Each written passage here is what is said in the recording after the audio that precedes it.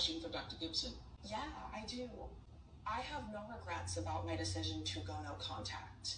But every time I see a girl with her mom or dad, it physically aches in my heart. And so, does the longing for that connection, despite never experiencing it myself, ever go away? Or do you just learn to live with it?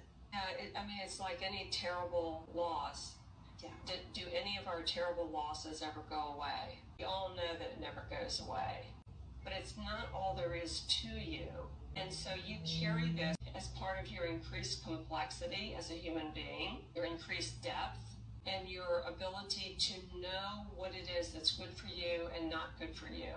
When you bring all that together, yes, that feeling is still there, but the context is now so much bigger because you're a much more complex person.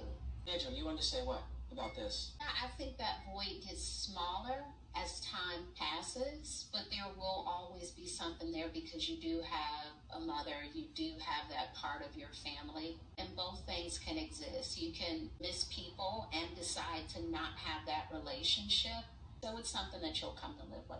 Yeah, for me personally, I definitely agree with Nidra that the void has gotten smaller, and I feel less and less negative, not negative, but like pain about it with every day that passes. Like right now, I don't feel any pain about it, to be honest. Like it's very rare that I'll have moments of like pain coming up, but obviously when it first happened, I was a lot closer to the situation and I hadn't healed to the same level. So like, yeah, it was more tender, but I do totally like agree that as time passes, you just make more and more and more peace with it. You also see the situation clearer and clearer. You see them clearer and clearer, and you grow more in your own self-worth and self-respect and self-love and your standards for relationships and what you want out of relationships and what you're willing to tolerate and what you're not willing to tolerate, and that becomes more solidified. And so it just, you become more and more overall like okay with it the more time goes on. Now in terms of the void of like still being a human being that just wants a family and wants love and wants a mom and wants a dad and sister and brother, and knowing that you have that technically and they're walking around out there in the world but you don't get to have that experience, yeah, there's definitely like